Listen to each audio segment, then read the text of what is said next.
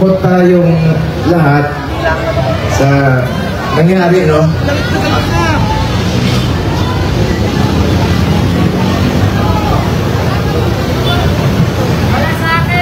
Alam nyo, kwento ko lang po sa inyo ang huling balita ko kay Tatay Digong. Matagal kaming magkasama. Alam nyo, higit pa sa tatay ang turing ko sa kanya. 1998, una po akong nanimbihan sa kanya. Hanggang 2022, kahit senador na po ako, sinasamahan ko siya hanggang sa huling araw ng kanyang termino. Sumama po ako hanggang makauwi siya sa bahay niya noong June 30 of 2022. Alam ko yung hirap na niya. Halos hindi na lang makasuot ng medyas. Sinong magme-medyas sa kanya doon? Kaya nga, nagmurot talaga kami. Iyak ako lang iyak. Yung sinabi ko.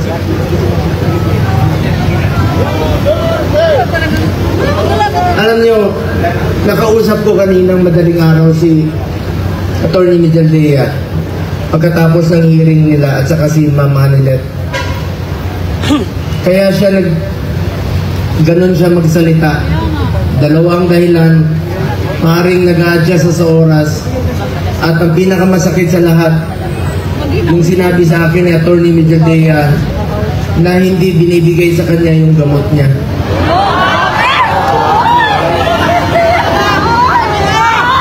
Alam niyo ba, na hindi nga niya alam kung ano yung gamot na iniinom niya, binibigay sa kanya ng nurse niya.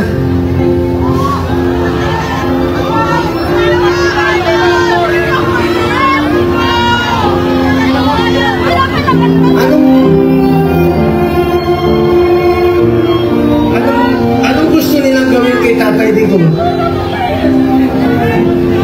Kung kaya nilang ipadala si Tatay Digong doon, gawan nyo ng paraan paano siya ibalik dito.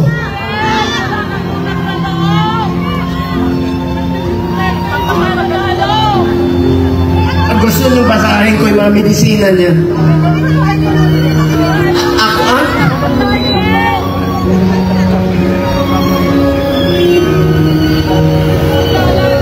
Minsan nagtitwitch yung kamay niya, sabi ni Bingbong Kakun.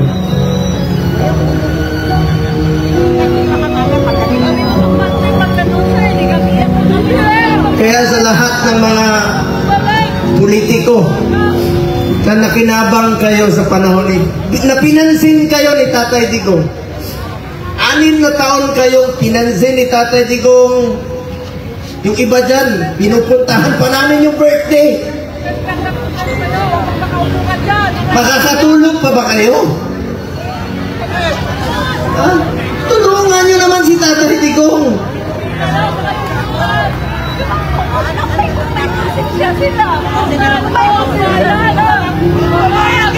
Alam nyo, hindi naman tatakas si Tatay Digong. Noong Sabado, maraming nagpapayo sa kanya. Kami, sinabihan namin, Tatay Digong, pagpaliban mo muna. Pagpaliban mo muna yung pagpapauwi mo rito. Alam ni Ma'am Hanilet yun, alam ni Iyes yun, alam ng mga kasama niya. Dahil meron na pong threat sa kalusugan niya, sa buhay niya. Di natin alam eh. Pero mas pinili niya umuwi at harapin. Ibig sabihin nun, hindi tatakas si Tatay Digong. Hindi tatakbo si Tatay Digong na hindi na nga niya kaya tumakbo. Nakasungkot. Kaya pa ba niya tumakbo? Mga politiko, nananawagan ako sa inyo. Pinansin namin kayo sa 6 na taon, hindi namin kayo pinabayaan. Tulungan niyo naman Tatay Digong. Tulungan niyo naman. Nangungulila lahat. Alam niyo,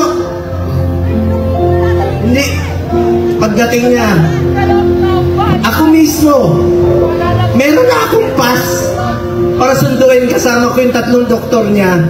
Then schedule po siya magpa-check up sa Cardinal Santos. Then, bagamat since 2022, di na kami alam nyo, 1998 hanggang 2022, halos araw-araw kami magkasama. 360 days, out of 365 days, magkasama kami. Noong 2022, may trabaho na po ako bilang senador, hindi na ako nakasama sa kanya. Pero hindi ko po pinapabayaan yung medical niya dahil yun po ang pinangako ko sa kanya hanggang sa pagtanda niya, hanggang sa kamatayan niya, hindi ko po siya iwanan. Lalong-lalo na po sa medical. Alam niyo, nakaraang 4 na buwan, monthly siya nagpapa-check up. Yung dinidrip po siya. You may check with the doctors. I-check niya sa hospital. Sinasamahan ko siya doon, dinidrip siya para umaba ang kanyang buhay. Scheduled sa March 12.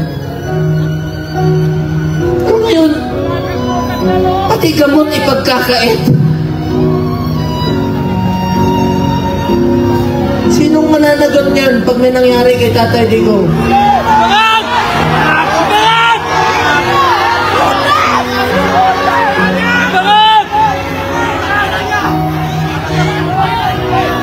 February, umpisa nung December, siya sa Cardinal, sinamahan ko siya. Sinamahan ko si Ma'am Hanelet. Enero, bumalik uli kami. Pebrero, bumalik uli kami.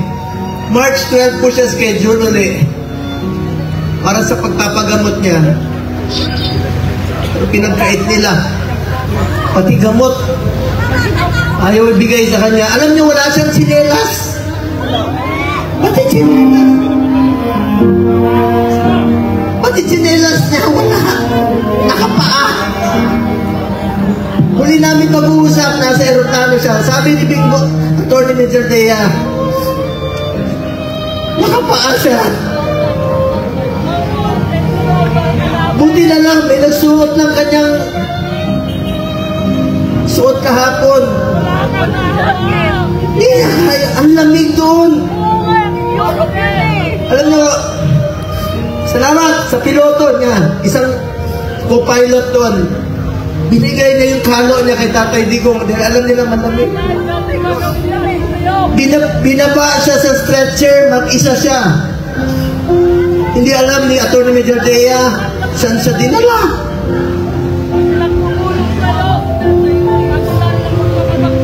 Alam ko nangungulila kayo, nakausap ko si Kitty kahapon. Alam niyo, bilib ako kay Kitty. Sa murang edad na 20, dapat hindi siya kasama sa politika. Dapat nag-aaral siya ngayon. Pero sinama siya sa dumi ng politika. Tinawagan ko siya kahapon. Sabi niya, ninong niya ako eh. Sabi niya, ninong Bong. Hindi ko mapigilan umiyak. First time ko umiyak talaga. Na kausap siya. Sabi niya sa akin, Ninong, ikaw na muna ang tatay ko. Dahil wala na akong tatay. Sa murang edad, pero matapang si Kitty ha. Sobrang tapang ni Kitty. Sabi niya, Ninong, be strong, be straightforward. Ito yung panahon na magkaisa ang Pilipino. Magkaisa tayo para kay Tatay Digong. Makikiusap po ako, maghinawan po tayo. Huwag po tayo gumawa ng bagay na ibabalik sa atin. Mga Pilipino, magkaisa po tayo para kay Tatay Digong. Importante muna ang kalusugan, kaligtasan, at kalayaan ni Tatay Digong. Alam ko mga politiko, nakikinig kayo. Konsensya naman kayo. 6 na taon kayong minahal ni Tatay Digong. Pinansin kayo, minahal kayo, pinaglingkuran kayo. Sa Sana naman, huwag niyo na mangayaan. Sabi ko nga, makakatulog pa ba kayo sa gabi? Nakikita niyo si Tatay Digong ngayon doon. Sipin niyo, September. 6 na buwan. 6 na buwan. Kakayanin kaya ni Tatay Digong yun? 6 na buwan. Ang pag-aantay niya. Kung tayo nga, maalala ko ng presidente siya, marami kaming pinauwi na OFWs. Sa totoo lang, kami, ako mismo, sa Bahrain, pero isa dyan, kasintensyahan po ng death sentence. Ginawa namin ni Tatay Digong ng paraan, sumulat sa King, sa Saudi. Hanap kami ng mga kaibigan na tumulong sa blood money para makalaya. So, ibig sabihin, Pilipino yan, gusto natin makabalik dito. Gagawin natin ang lahat ng paraan. Ito, bakit baliktad? Bakit ay pumayag? Bakit sila pumayag na ang taong nagmahal sa atin? Minahal tayo, pinaglingkuran tayo. Sa totoo lang, ayaw naman yung tumakbo eh. Dahil sa inyo, ginawa niya po yun. Ito bang kabayaran sa ginawa niyang pagsasakripisyo, pagmamahal at paglilingkod para sa bayan?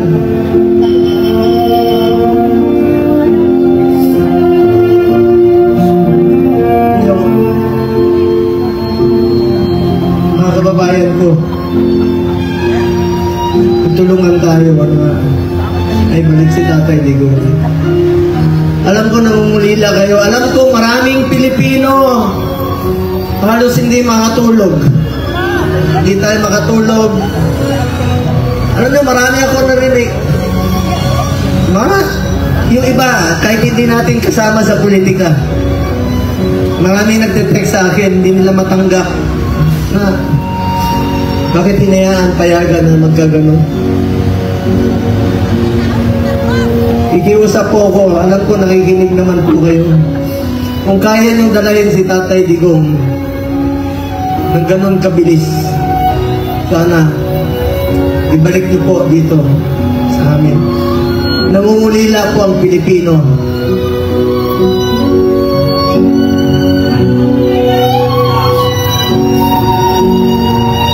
Mga kapatid ko Muslim sa lahat, Basilan, Holo, Zamboanga, sa Mindanao, salamat sa inyong suporta.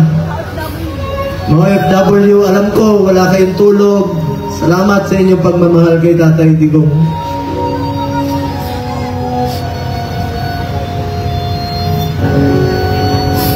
Mga taga-Bisayas, alam ko mahal na mahal yung mga Bisaya, salamat.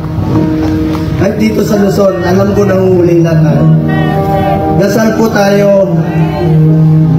Please lang, yan lang po ang pakiusap ko sa inyo. Pag sana huwag siya pabayaan ng Panginoon. Ako po ay natatakot. Natatakot sa kanyang kalagayan.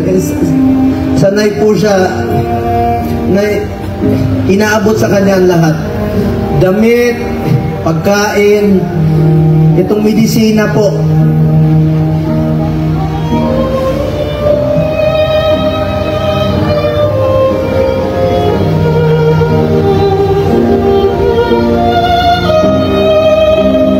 Ito, alam niyo ako nagpapadala ng medisina sa bahay niya. Linggo-linggo yan. Ang dami nito, Lyrica, Crestor, Pletaal, 1, 2, 3, 4, 5, 6, 7, 8, 9, 10, 11, 12, 13, 14, 15, 16, 17, 18, 19, 20, 21, 22, 23, 24, 25, 26, 27. 27 na gamot. Sinong mag-aabot sa kanya? Meron siyang, totoo yung, meron siyang oxygen concentrator. Dahil dun sa Buerger's disease niya na 80 years old, kukulong niyo po sa banyaga.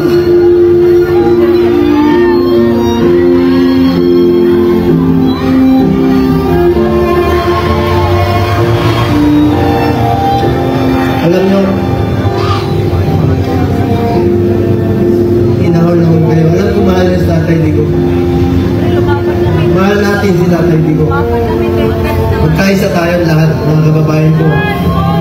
Alam niyo ngayon, taming naninira sa amin ni Bato. Kanina, sinasabihan kami na naglaglagan, mga ganun. Alam niyo, huwag kayong maniwala sa mga yan. Yan ang tinatawag na gusto nila kami hilain pababa. Gusto nila kaming sagain. Ako naman po, buklatin niyo man at pag namatay, buklatin niyo kaban. Duterte po. Wala po. Halos wala po akong panahon sa anak ko. Wala akong panahon sa tatay ko. Si Tatay Digo na po ang naging tatay ko. From 1998 hanggang 2022. 24 years yan. Araw-araw kami magkasama. At sinabi ko sa kanya, Tatay Digo, hanggang kamatayan mo, hindi kita pababayaan. Lalo na sa medical mo. Ngayon, sino na po mag-aabot ng medisina niya? Sa mga nagpakulong sa kanya, makonsensya kayo. Makakatulog pa ba kayo?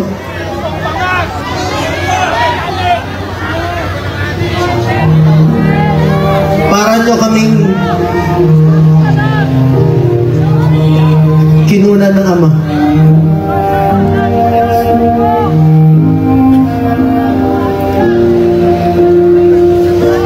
Maraming salamat po sa inyo. Pagdasal natin si Tatay Digo sa kanyang mabilis na kalayaan. Pagdasal natin ang kanyang kalusugan. Sa totoo lang po, yun po ang aking kinakatakot, ang kanyang kalusugan. Sa totoo lang po. Sa totoo lang po. Kung kakayanin niya ba? Anin na buwan? Pagkakain mo yung medisina? Kung narinig lang tayo ni Tatay Digo ngayon, alam niya na gaano natin siya kamahal. Buong Pilipinas po, nangungulila. Kasal tayo. Duterte! Duterte! Duterte! Duterte!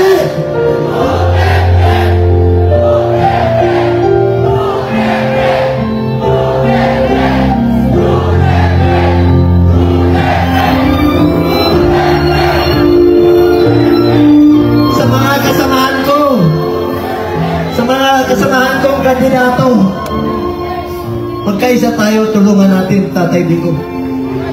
Ang kapanalunan ninyo ay kapanalunan ng bawat Pilipino at kapanalunan ng kalayaan ni Tatay Digo. Ito pong kantang ito, since 1998, ito ang paborito niyang kanta. Kantahin natin para kay Tatay Digo.